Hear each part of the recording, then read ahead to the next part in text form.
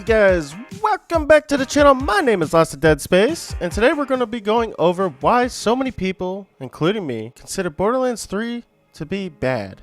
There's not just one issue that makes this experience bad. It's a collective number of misfires and backsteps mixed together with terrible writing, bad development, upkeep, and what I can only describe as an odd political agenda being forced down the throats of everyone who plays it. So that's what we're going to be going over today to answer that question of why Borderlands 3 sucks. Now before we go any further, I just want to let you guys know I am a gigantic fan of Borderlands. So before you give this video a dislike, just hear me out. Also, a warning that there's an exuberant amount of spoilers in this. So if you have not completed Borderlands 3, I would not continue unless you have made the decision not to play it or don't care about spoilers. Now I'll be going over everything I just listed, so there's no need to address them at this moment. Before I start telling you about the bad, I think it's only fair to start off with the good, and one being combat. It is fantastic. It's the best it's ever been. Everything feels tight, responsive, and enjoyable. And the loot is much more unique and interesting, with a lot more variety to guns, attachments, and what special effects the guns can do in this game, which all adds to a better gameplay and also having massive replayability. But no one who complains about Borderlands 3 being bad ever says the reason it's bad is because of the gameplay. No.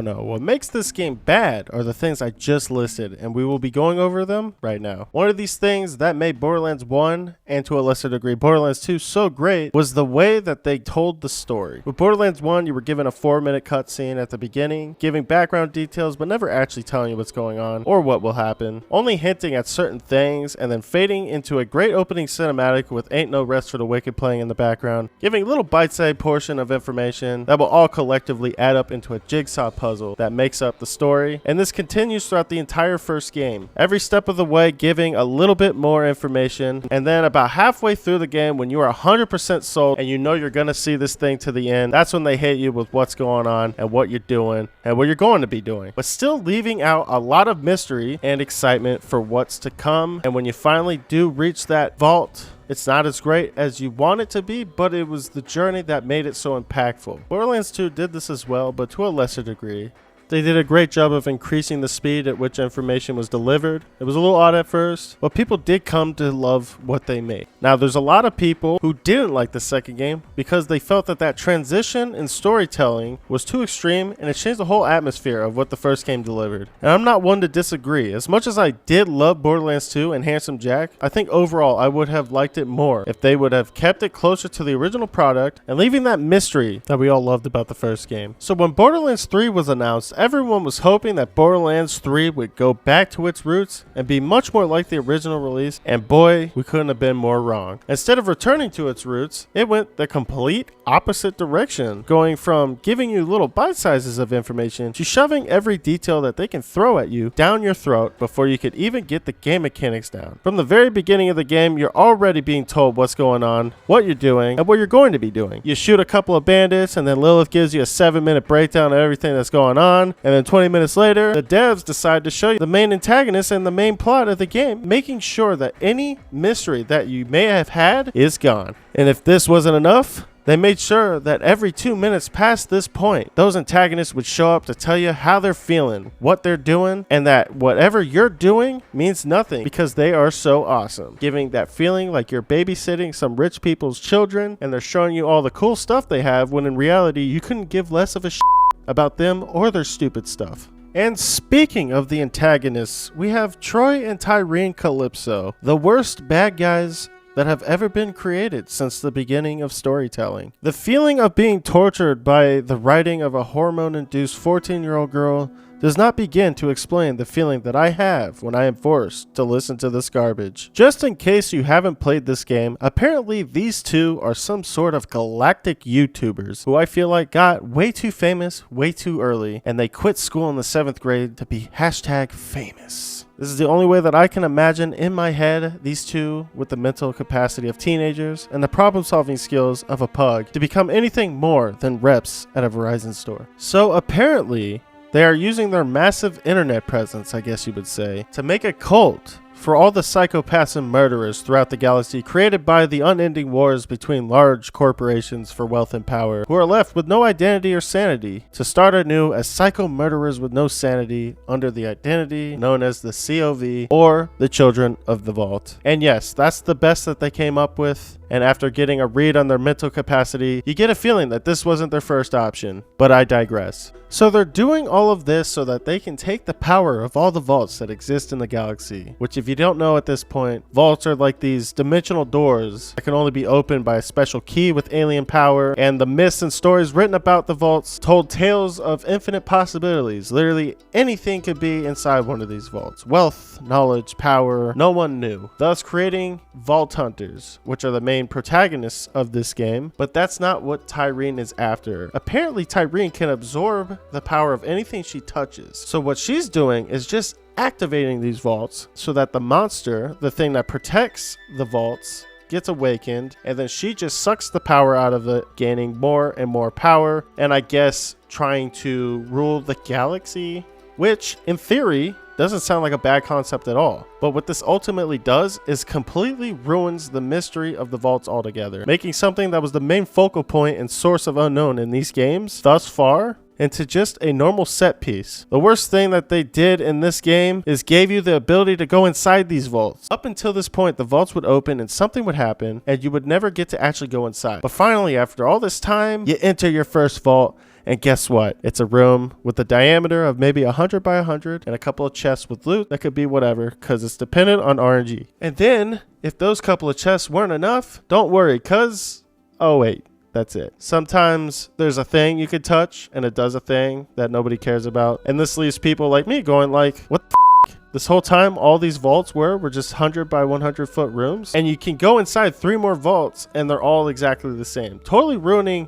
not only the game, but also my anticipations for the next game. It would have been much better if they would have never allowed you to enter the vault in the first place, and also made the plot different to keep that mystique that the vaults always had. So combined with that and 2 antagonists nobody can stand, and you have a recipe for hot garbage. Also, quick little shout out to Ava, the worst character ever created by anyone with an IQ above 60. The girl who looks like she just got out of a Code Lyoko cosplay convention. When I was joking around with the analogy that I think this game was written by a hormonous 14-year-old girl, I was talking about this girl. They can honestly retcon this entire game in the future and say it was just a visualization of a story written in Ava's journal, inspired by the accomplishments of the Vault Hunters in the second game, and I would be 100% okay with it. I could go on for an hour about how terrible her writing is. I see what they were trying to do. They were trying to create another character like Claptrap that everyone loves unconditionally, even though he's a massive pain in the ass. But they missed the target so bad, people were checking the gun for a malfunction. And the worst thing about Ava is that they made her become Maya's successor or reincarnation or whatever, which means that we're going to be seeing a lot more of her. And honestly, if they don't fix her, I'll be taking a rent check on the next game completely. Moving on to the next subject,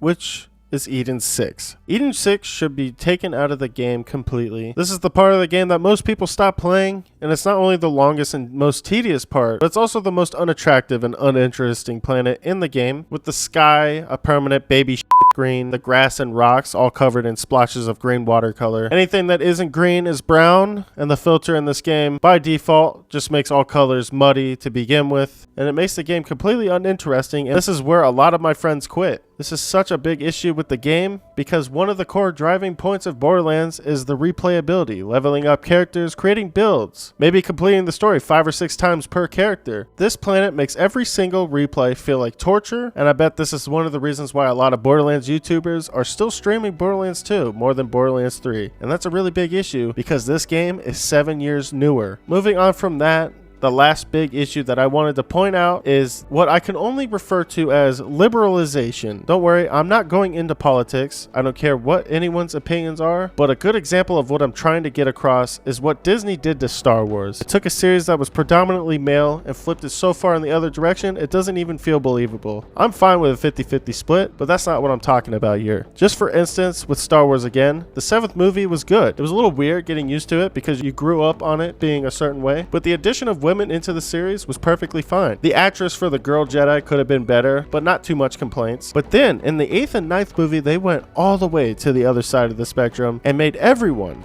everyone a woman. The lead character's women to man ratio was like 75 to 25. And the same thing happened to this game. You went from a team full of men to a team of all women. And I'm not talking about playable characters. The 50-50 split with that, I'm totally fine with. Lilith being the head honcho, I'm totally fine with. But you're telling me everyone is a woman now? There is side characters like Voss, but when you look at the main characters, you got Brick and Mordecai, whose presence is totally irrelevant in this game, being bossed around by Tiny Tina, who I love, I'm not gonna lie. But Brick and Mordecai are not even in this game for more than 40 minutes. Then you got Lilith, Maya, Ava, Ellie, and Tannis running the sanctuary, and the only man in the ship besides some NPCs is Marcus and Claptrap, I guess. I'm not saying get rid of any of these characters except for Ava. We all hate Ava. All I'm saying is, where are all the dudes at? And that brings me to the next point of how they completely ruined Hammerlock, and I don't want you guys getting the wrong idea. Wainwright Jacobs, I love his character. Him being gay is totally fine with me, but you take someone like Hammerlock, who's already been established in this game, who's never once had any implications of him being gay, and they just decide we're going to make him his lover. It's kind of like a middle finger to the face of everyone that is a part of this. And I'm not saying that because they made him gay. I'm saying that because this writing is so bad that it's like they don't care. Instead of making Hammerlock gay out of nowhere, how about give us another character that is Wainwright's lover who is just as good and well written as Wainwright? It's hard nowadays to talk about these certain things without people thinking you're a sexist or a racist or a bigot, and I'm treading very lightly on these lines. But I want you to know I am not discriminating anyone. I'm just pointing out the fact that 2K went way overboard with these certain things to the point where it almost feels like a political statement. Almost like they were telling people,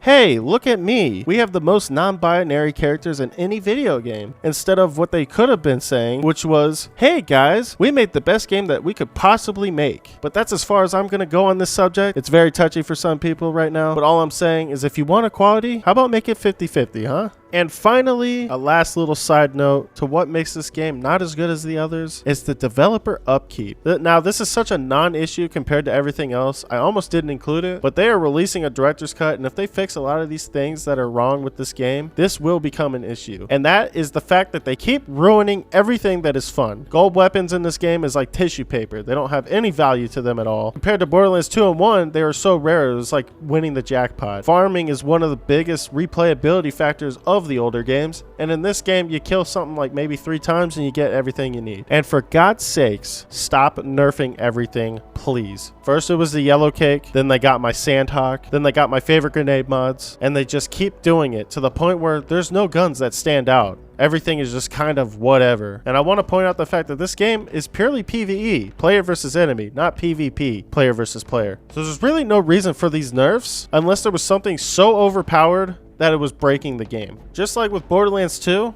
the only time that they would nerf something was for that reason. The conference call mixed with the B, they needed to fix that. But they left in a lot of things like the Norfleet and the Sham, the Flacker Nukem glitch. They left in a lot of things that people would do, not just because it was overpowered, because it was fun. We paid for this game. Just stop nerfing it. The yellow cake was my baby girl, and what you did to her was disgraceful. But that's all I have for you guys today. If you liked this video, leave a like, subscribe, share with your friends. Let me know what you guys think down in the comments below. Please be respectful. But hey, this is YouTube we're talking about. If you want to fight me in the comments, you can do that. But honestly, I think I was very fair with my reasonings here. So with all that being said, I love y'all, and I'll see y'all in the next video.